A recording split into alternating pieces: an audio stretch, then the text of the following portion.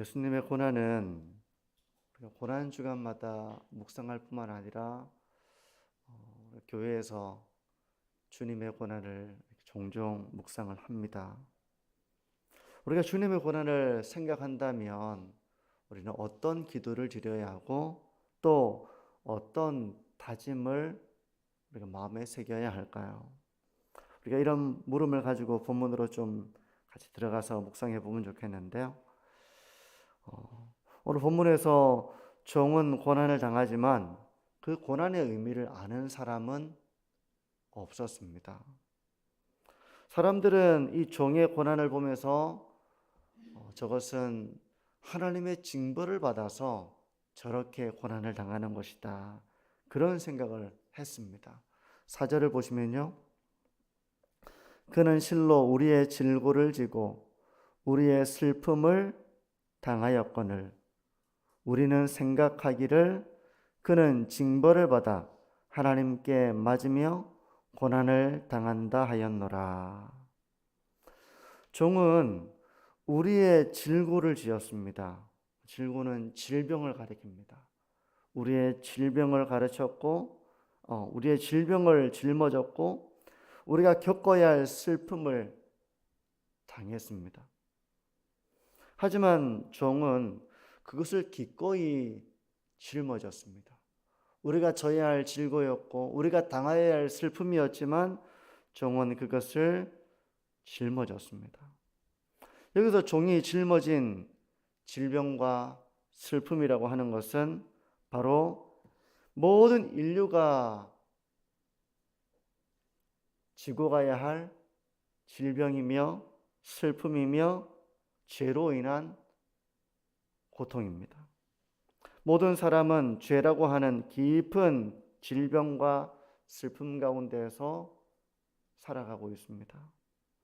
디모데후서 3장 2절에서 4절은 이런 죄에 빠져 있는 사람들의 모습이 어떠한가, 이것을 이렇게 설명하는데요. 우리가 종종 읽는 본문이기도 한데, 사람들이 자기를 사랑하며 돈을 사랑하며 자랑하며 교만하며 비방하며 부모를 거역하며 감사하지 아니하며 거룩하지 아니하며 무정하며 원통함을 풀지 아니하며 모함하며 절제하지 못하며 사나우며 선한 것을 좋아하지 아니하며 배신하며 조급하며 자만하며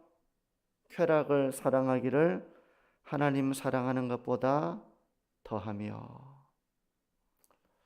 이런 죄인의 삶은 결국은 이 죄로 인해 깊은 병에 들어있는 그런 삶인 것입니다. 종은 바로 이 세상의 죄를 짊어지고 고난의 길을 걸어가셨습니다.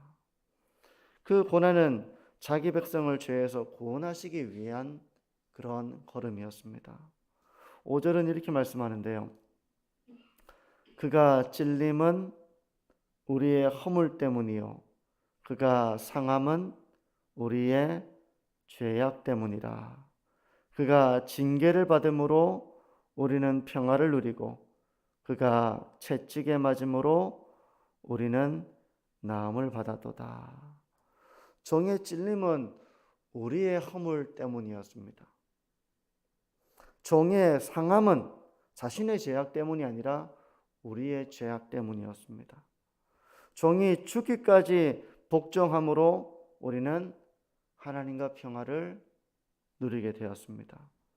종이 채찍에 맞고 고난을 당하심으로 우리는 비로소 나음을 받게 되었습니다. 이 고난받는 종은 바로 예수님을 말씀하는 것입니다. 예수님이 고난을 받으신 것은 바로 우리의 죄 때문이었습니다. 예수님은 죄가 없으시기 때문에 그 세상 죄를 짊어지실 필요가 없으셨습니다. 예수님은 자신의 죽음이 어떤 의미를 가지고 있는지 이미 제자들에게 여러 번 가르쳐 주셨습니다. 마가복음 10장 45절에서 주님은 이렇게 말씀하셨습니다. 인자가 온 것은 섬김을 받으려 함이 아니라 도리어 섬기려 하고 자기 목숨을 많은 사람의 대속물로 주려 함이니라. 예수님이 바로 친히 그 길을 걸어가신 것입니다. 예수님은 채찍을 맞으셨습니다. 마가복음 15장 15절에서 이렇게 말씀합니다. 빌라도가 무리에게 만족을 주고자 하여 바라바는 놓아주고 예수는 채찍질하고 십자가에 못 박히게 넘겨주니라. 이 당시 채찍질은 참 참혹한 그런 벌이었습니다. 십자가형이 선고되어도 채찍질만으로도 얼마든지 사람이 죽을 수가 있었습니다. 채찍 끝에는 날카로운 뼈나 새 조각이 이렇게 달려 있는데 그것으로 사람을 치면 그 쇳덩어리와 그 뼈 조각이 날아와서 근육을 핥히고 채찍질이 지나가는 것입니다. 그러면 근육이 찢어지고 핏줄이 끊어지고 심한 경우에는 내장이 쏟아지기도 했습니다. 채찍질만으로도 얼마든지 죽을 수가 있는데 십자가형이 언도되면 어떻게든 채찍질로 사람이 죽는 일은 없어야 했습니다. 그래서 릭토르라고 하는 채찍 전문가에 의해서 채찍질이 이루어졌습니다. 죽지 않을 만큼만 또 급소를 피해서 채찍을 하는 것입니다. 예수님은 그렇게 채찍을 맞으셨습니다. 신체적인 고통뿐만 아니라 정신적인 모욕도 받으셨습니다. 유대 대제사장은 예수님께 침을 뱉었습니다. 그리고 모욕했습니다. 마태복음 26장 67절과 68절인데요. 예수의 얼굴에 침 뱉으며 주먹으로 치고 어떤 사람은 손바닥으로 때리며 이르되 그리스도야 우리에게 선지자 노릇을 하라. 너를 친 자가 누구냐.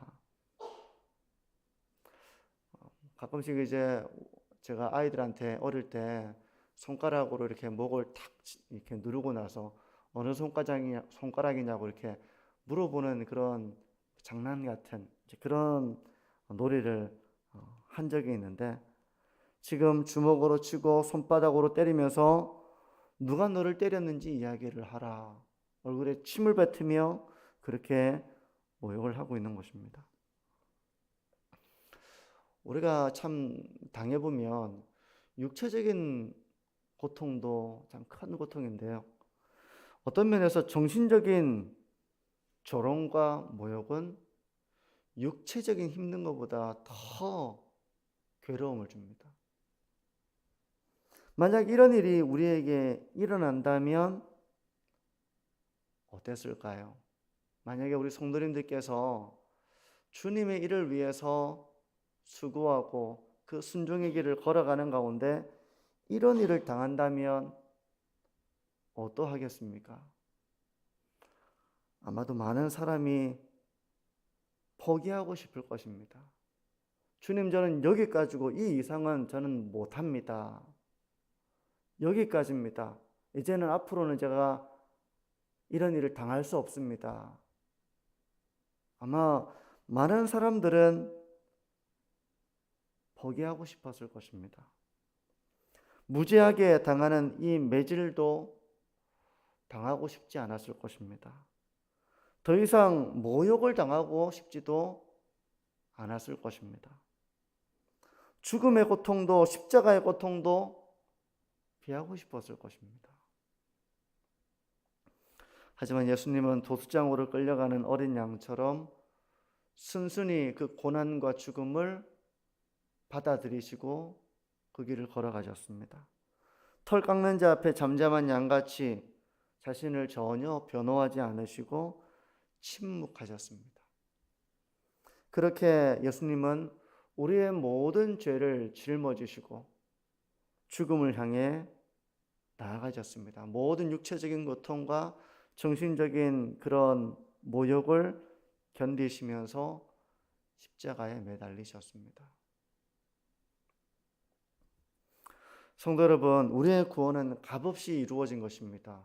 값없다는 것은 우리가 무언가를 해서 구원을 받은 것이 아니라 은혜로 구원받았다는 것입니다. 하지만 이 구원을 위해서 예수님은 보배로운 피를 흘리셨습니다. 가장 낮고 낮은 곳으로 내려가셨습니다. 그것은 고귀한 희생이었습니다.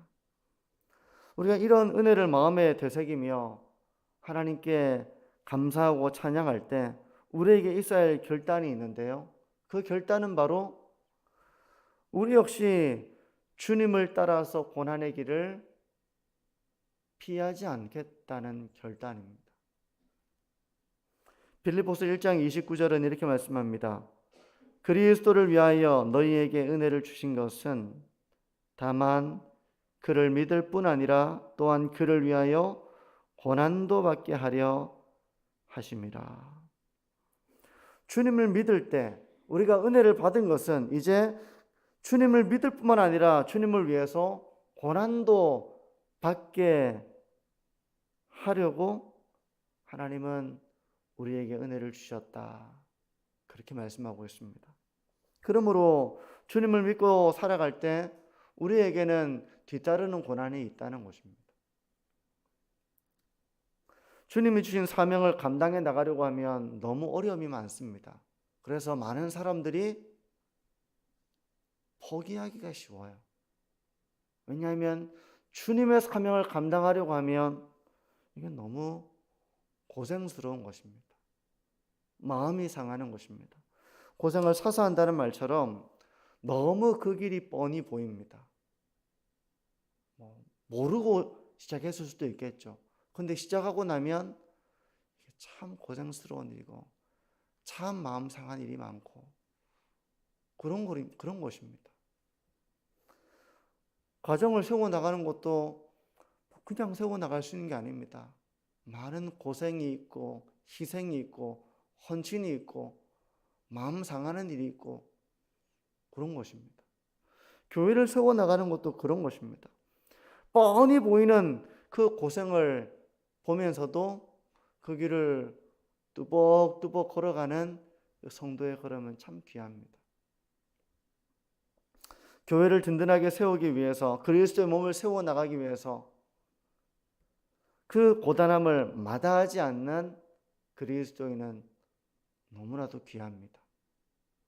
영광의 길이 아니라 그건 고난의 길이고 참 낮아지는 길이고 사람들이 별로 알아주지 않는 그 길을 주님을 위해서 걸어간다는 것, 자기는 그 길을 알기 때문에 걸어간다는 것은 너무나도 귀한 일입니다.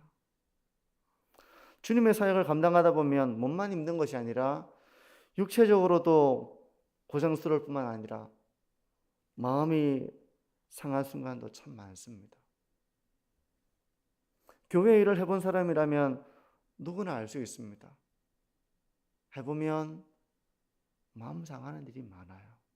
마음 아픈 일이 많습니다. 그럼에도 불구하고 여전히 교회를 사랑하는 마음을 품고 있는 직분자는 얼마나 귀합니까? 교회를 알고 있습니다. 교회를 사랑하기 위해서 내가 감내하고 내가 걸어가고 내가 희생하고 내가 순종해야 될 그걸 보고 있으면 뻔히 보이는 그 고생이 눈에 보입니다. 하지만 그 길을 걸어가는 성도, 그 길을 걸어가는 직분자, 그 길을 걸어가는 교역자 얼마나 귀한지 모릅니다. 좁은 문으로 걸어가는 삶인 것이며 주님을 위해서 내가 고난도 감내하겠다라고 하는 삶인 것입니다. 성도 여러분, 우리가 주님의 고난을 감사한다면, 주님의 고난을 찬양한다면 이제 우리가 걸어가야 할 길은 주님의 영광을 위해서 우리도 고난도 기꺼이 받으려는 그런 삶의 자세를 가지는 것입니다. 여러분, 신앙생활은 우리가 은혜 받아서 시작하지만 신앙생활에 들어오는 순간 이것이 편한 길이 아닙니다. 이것은 고생스러운 길입니다. 그런데 그 가운데서 주님의 위로를 경험하는 길이기도 합니다. 그러므로 주님을 위해서 고생을 하고 주님을 위해서 어려움을 겪고 주님을 위해서 낮은 곳으로 내려갈 때 우리는 비로소 주님의 사랑과 은혜를 깊이 알 수 있습니다. 마치 자식을 키워보고 밤새도록 아이를 위해서 붙들고 열을 식히고 이 아이가 밥을 먹도록 하기 위해서 참 이 아이가 건강하게 자라기 위해서 온 사랑과 정성을 기울이는 그 부모가 될 때 부모의 마음을 아는 것처럼 우리가 주님을 위해서 작은 희생이지만 이 희생의 길을 걸어갈 때 우리는 주님의 희생과 주님의 사랑을 비로소 깊이 알게 되는 것입니다. 그러므로 성도 여러분, 신앙생활을 하면서 내 편하자고 누군가의 희생을 강요하는 삶이 되어서는 안 될 것입니다. 우리는 먼저 우리가 본을 보여야 됩니다. 내가 먼저 그 길을 걸어가며 그 길을 걸어가자고 해야 하는 것입니다. 신앙의 길이라고 하는 것은 고단한 길입니다. 자녀들에게 신앙을 가르치지만 이 신앙으로 인해서 얼마나 이 아이들이 좁은 길을 걸어가야 되고 낮은 곳으로 내려가야 되고 참 고생과 그런 희생을 해야 될까, 이걸 생각하면 부모로서 아직은 어린 그 아이들에게 이 신앙의 길을 가르칠 때 주님이 가르치셨던 그런 마음을 비슷하게 가질 때가 있습니다. 내가 너희를 이리에게로 보낸 것 같다 라고 말씀하시는 것처럼 성도 여러분, 신앙의 길이라고 하는 것은 우리가 하나님의 은혜를 받아서 바로 주님을 위해서 고난을 받으며 하나님의 영광을 위해서 그 낮은 곳으로 내려가는 삶인 것입니다. 그런 고난이 없이, 희생이 없이, 헌신이 없이 주님을 따라갈 수는 없는 것이죠. 성도 여러분, 주님의 고난을 찬양하며 이제 가정에서 또 교회에서 세상에서 주님의 말씀을 따르는 삶에 동반되어지는 고난이 있을 때 기꺼이 그것을 감내하고 참고 견디고 희생하고 그렇게 참 제자의 길을 걸어가며 주님의 복음을 나타내고 하나님의 영광을 드러내는 이런 성도의 삶을 살아가시는 저와 우리 모든 성도님들이